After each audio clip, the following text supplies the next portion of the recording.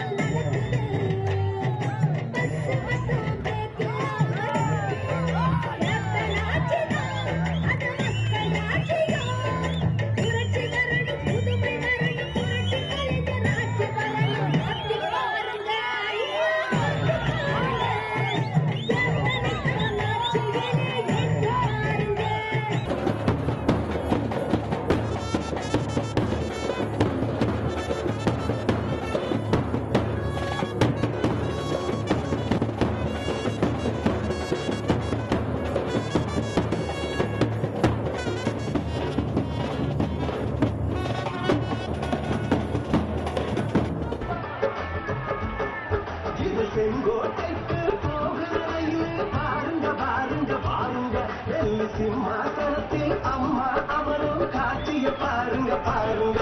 இது கற்பனை இல்ல, கதையும் இல்ல. இது கற்பனை இல்ல, கதையும் இல்ல. நாளை நிச்சயம் நடக்கும். தமிழ் கவிஞன் வாக்கு பொய்யாகாது, சொன்னது சத்தியம் பலிக்கும்.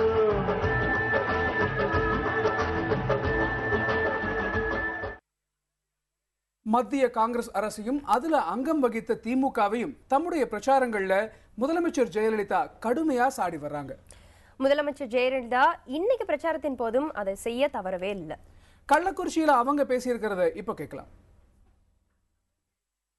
பெட்ரோல் மற்றும் டீசல் விலையை நிர்ணயம் செய்யும் அதிகாரத்தை எண்ணெய் நிறுவனங்களுக்கே வழங்கிய அரசு மத்திய காங்கிரஸ் கூட்டணி அரசு.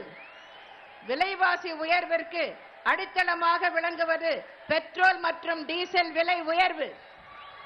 பெட்ரோல் விலையை சர்வதேச சந்தைக்கு ஏற்றாற்போல் உயர்த்தி கொள்ளலாம் என்று எண்ணெய் நிறுவனங்களுக்கு 2010ஆம் ஆண்டு ஜூன் மாதம் மத்திய அரசு அதிகாரம் வழங்கியது. அப்போது மத்திய அரசில் முக்கிய அங்கம் வகித்த கட்சி திமுக. காங்கிரஸ் தலைமையுடன் மிக நெருக்கமாக இருந்தவர் திமுக தலைவர் கருணாநிதி. மத்திய அரசின் இந்த தவறான கொள்கைக்கு ஏதாவது கடுமையான எதிர்ப்பை தெரிவித்தாரா திரு கருணாநிதி? இல்லையே. இதே போன்று டீசல் விலையை மாதா மாதம் 50 காசு என்ற அளவுக்கு உயர்த்தி கொள்ள எண்ணெய் நிறுவனங்களுக்கு 2013ஆம் ஆண்டு ஜனவரியில் மத்திய அரசு அதிகாரம் வழங்கியது. மொத்தமாக டீசல் கொள்முதல் செய்யும் அரசு போக்குவரத்து கழகங்களுக்கான டீசல் விலையை ஒரே சமயத்தில் 11 ரூபாயாக உயர்த்த அனுமதித்த அரசு மத்திய காங்கிரஸ் கூட்டணி அரசு. அப்போதும் மத்திய அரசில் திமுக அங்கம் வகித்தது. இதற்காக மத்திய காங்கிரஸ் கூட்டணி அரசை திரு கருணாநிதி எதிர்த்தாரா? இல்லையே. மத்திய காங்கிரஸ் கூட்டணி அரசில் அங்கம் வகித்துக் கொண்டு பெட்ரோல் டீசல் விலை உயர்வுக்கு வழிவகுத்த திமுக, அதற்கு ஒப்புதல் அளித்த திரு கருணாநிதி இப்போது விலை நிர்ணய கொள்கையை மாற்றி அமைத்திட மத்திய அரசை வலியுறுத்துவோம் என்று தேர்தல் வாக்குறுதி கொடுத்திருக்கிறார். யாரை ஏமாற்ற இந்த வாக்குறுதி? மத்திய அரசு எரிவாயு சிலிண்டர் விலையையோ பெட்ரோல் டீசல் விலையையோ உயர்த்தியதுதான் தாமதம். உடனடியாக அந்த செய்தி வெளிவரும் போதே நம்முடைய முதலமைச்சர் ஜெயலலிதாவின் கண்டன அறிக்கை வெளிவரும் என்று இந்த விலை உயர்விற்கு எதிர்ப்பு தெரிவிக்கும் என்னை விமர்சனம் செய்தவர் திரு கருணாநிதி. இப்படிப்பட்ட திரு கருணாநிதி பெட்ரோலிய பொருட்களின் விலை நிர்ணயம் அவற்றை உற்பத்தி செய்யும் நிறுவனங்களிடமே ஒப்படைக்கப்பட்டுள்ளதால் அந்த நிறுவனங்கள் லாப நோக்கத்தையே முக்கியத்துவமாக கருதி மாதந்தோறும் பெட்ரோல், டீசல், சமையல் எரிவாயு ஆகியவற்றின் விலையை உயர்த்துகின்றன என்று வியாக்கியானம் செய்து, எனவே பெட்ரோலிய பொருட்களின் விலை நிர்ணய கொள்கையை மாற்றி அமைக்க மத்திய அரசை வலியுறுத்துவோம் என்று வாக்குறுதி அளித்திருக்கிறார். திரு கருணாநிதி சொல்வதை நம்பி தமிழக மக்கள் இனியும் ஏமாற தயாராக இல்லை. உங்களை ஏமாற்ற நினைக்கும் திமுகவிற்கு வருகின்ற மக்களவை தேர்தலில் இனிமேல் எழுந்திருக்க முடியாத அளவிற்கு நீங்கள் மரண அடி கொடுக்க வேண்டும் என்று கேட்டுக்கொள்கிறேன். செய்வீர்களா? நீங்கள் செய்வீர்களா? பெட்ரோல், டீசல் விலைகளை மாதம் உயர்த்தி விலைவாசி உயர்விற்கு வழிவகுத்த காங்கிரஸ் கட்சியை அனைத்து தொகுதிகளிலும் நீங்கள் டெபாசிட் இழக்க செய்ய வேண்டும் என்று கேட்டுக்கொள்கிறேன். செய்வீர்களா? நீங்கள் செய்வீர்களா? ஒரு பக்கம் முதலமைச்சர் ஜெயலலிதா திமுகவும் கருணாநிதியும் மக்களை ஏமாற்றுவதா சொல்லும் போது, தேர்தல் நேரத்தில் மட்டும்தான் ஜெயலலிதா மக்களை தேடி வர்றாங்கன்னு இன்றைக்கு பிரச்சாரத்துல குற்றம் சாட்டி இருக்காரு திமுக பொருளாளர் மு.க. ஸ்டாலின். அதுக்கு கூட விமானத்துல தான் வர்றாருன்னு விமர்சிச்சிருக்காரு மு.க. ஸ்டாலின். இப்ப தென்காசில அவர் பேசுனதை கேட்கலாம்.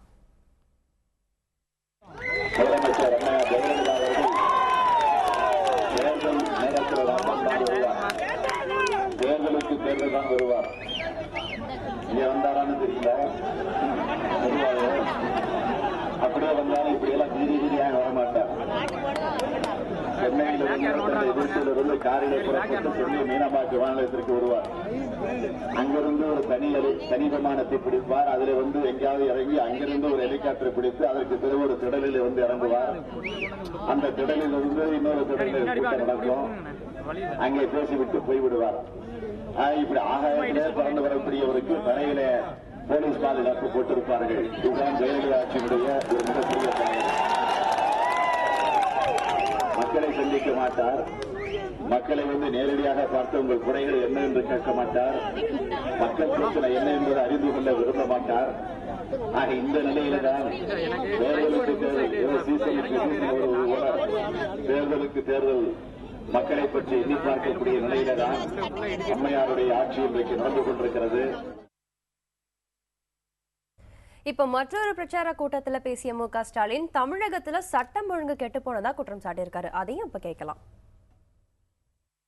ரேஷன் கடையில் போய் நாம திமுக ஆட்சியில எந்த பொருளாக இருந்தாலும் அந்த மாதத்திற்கு வாங்கிக் கொள்ளலாம்.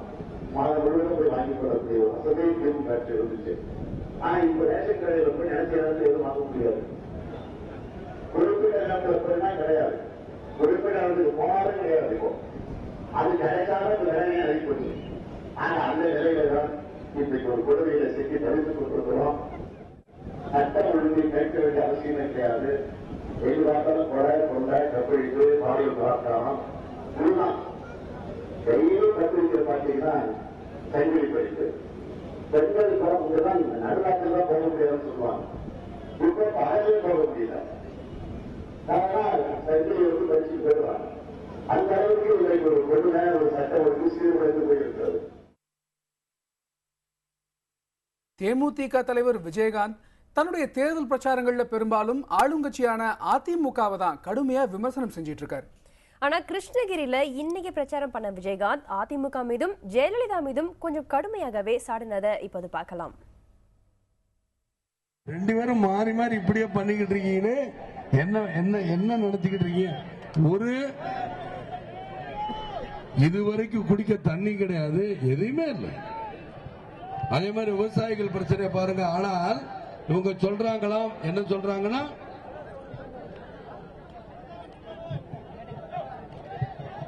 என்ன சொல்றாங்க, இதுவரைக்கும் மக்கள் விரோத ஆட்சி முடிவுக்கு கொண்டு வர நான் சொல்ல, அவங்களே சொல்றாங்க. எது மக்கள் விரோத ஆட்சி நீங்களே சொல்லுங்க.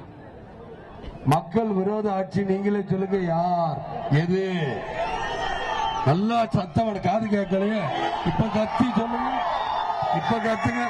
மக்கள் விரோத ஆட்சி எது? நல்லா சொல்லுங்க. பத்திரிகையாளர்களை கேட்கலையா? எனக்கு கேக்குது. மக்கள் விரோத ஆட்சி அண்ணா திராவிட முன்னேற்ற கழகம் சொல்றாங்க. பத்திரிகை நண்பர்களே, இங்க கூடியிருக்கவங்க எல்லாரும் அதான் சொல்றாங்க. மக்கள் விரோத ஆட்சினா யார் என்றால் ஜெயலலிதா தான். அதற்கு முடிவு கொண்டு வர யாரால முடியும்னா இவங்களால தான் முடியும், மக்களால தான் முடியும். நாங்க தமிழ்நாட்டில இருந்து ஊழல் ஊழல் சொன்னா பத்தாது, இந்தியாவுக்கு ஒருத்தர் வேணும்ல. இந்தியாவுக்கு ஒருத்தர் வேணுங்கிறதுக்காக தான் நரேந்திர மோடியை ஆதரிக்கணும் தான் நாம எல்லாரும் இருக்கோம். இந்தியாவில் ஊழலற்ற ஆட்சி வேணும், இந்தியா பூரா இருக்கணுங்கிறதுக்காக தான் நாம் நரேந்திர மோடி ஆதரிக்கிறோம். ஆனா ஜெயலலிதா சொல்றாங்க, கருப்பு பணத்தை பதுக்கி வச்சிருக்க கருப்பு பணத்தை நல்லா புரிஞ்சுக்கணும், பதுக்கி வச்சிருக்க கருப்பு பணத்தை கொண்டு வருவேன் அப்படின்னு இருக்காங்க. யாரோட கருப்பு பணத்தை? அவங்க அவங்க கருப்பு பணத்தை, வெளிநாட்டுல இருக்க கருப்பு பணத்தை அவங்க சொல்றாங்க. ஆனா நீங்க சொல்றீங்க அவங்களுடைய கருப்பு பணத்தை பிடுங்கினாலே எப்போதுமே எதுக்கு வெளிநாட்டுல இருந்து அவ்வளவு பணம் சேர்த்திருக்கேன்னு சொல்றீங்க. ஆக மக்கள் விரோத சக்தி அவங்க தானே தவிர மற்ற மக்கள் விரோத சக்தி வீட்டுக்கு அனுப்புங்க. அவங்க ஆட்சிய அவங்களே இவ்வளவு அசிங்கமா சொன்னா எப்படிங்க? நீங்களே யோசனை பண்ணி பாருங்க. அவங்க ஆட்சி அவங்களே இவ்வளவு அசிங்கமா சொன்னா எப்படி இருக்குன்னு நீங்களே நினைச்சு பாருங்க. அதாவது இந்த பக்கம் வரக்கூடாது நீங்களே சொல்றீங்க, இல்ல அந்த பக்கம் திரும்பவே கூடாது, இந்த பக்கம் திரும்ப வேண்டாமா? அப்ப இங்கேயே பார்த்து பேசுறேன். ஏன் இங்கே பார்த்து பேசணும்னா இங்க இருக்கிறவங்க அமைதியா இந்த பக்கம் அவங்க குதிக்கல, உள்ள ஒண்ணு இறங்கி இருக்கு. அதாவது அம்மா இறங்கி இருக்காங்க. அம்மா இறங்கினாலதான் ஆட்டம் போடும். அம்மா உணவகம், அம்மா குடிநீர் திட்டம், அம்மா பார்மசின்னு வச்சிருக்காங்கன்னு சொல்றாங்களே. ஆனா அந்த கட்சியின் பேரு அண்ணா திராவிட முன்னேற்ற கழகம். அந்த அண்ணா திராவிட முன்னேற்ற கழகத்தை ஆரம்பிச்சது யாரு? என் புரட்சித் தலைவர் எம்ஜிஆர் அவர்கள். ஆனா எம்ஜிஆர் பேர்ல இருக்கா இது வரைக்கும் எதுவுமே இல்லை. என்னையா உங்க அம்மா என்ன பண்ணிச்சாங்க? அம்மா என்ன பண்ணாங்க? தமிழ்நாட்டுக்கு என்ன பண்ணல. அதிமுகவை கடுமையா விமர்சனம் செய்துகிட்டு வர விஜயகாந்த் திமுகவையும் விட்டு வைக்கலைங்க. இதற்கு உதாரணமா தர்மபுரியில அவர் என்ன பேசியிருக்காருன்னு கேளுங்க. ஒக்கடேக்கல் கூட்டு குடிநீர் திட்டத்திற்கு இவர் வந்தார், ஸ்டாலின் வந்தார், சிங்கப்பூர் போனார், ஒரு குழியை வெட்டினாங்க. இங்க ஒக்கடேக்கல், திரும்ப ஜப்பான் போறேன்னாரு, திரும்ப கொரியா போறேன்னாங்க. இன்னும் தண்ணி தான் வந்த பாருல, எல்லாரும் கண்ணி தண்ணீர் தான் வருது, குடிக்க தண்ணீர் வரவில்லை. பிரச்சார மேடை ரொம்பவே சூடா போயிட்டு இருக்கு. மேலும் பல தலைவர்களுடைய பரபரப்பான பேச்சுகளை ஒரு இடைவேளைக்கு பிறகு பார்க்கலாம். மேலாளர்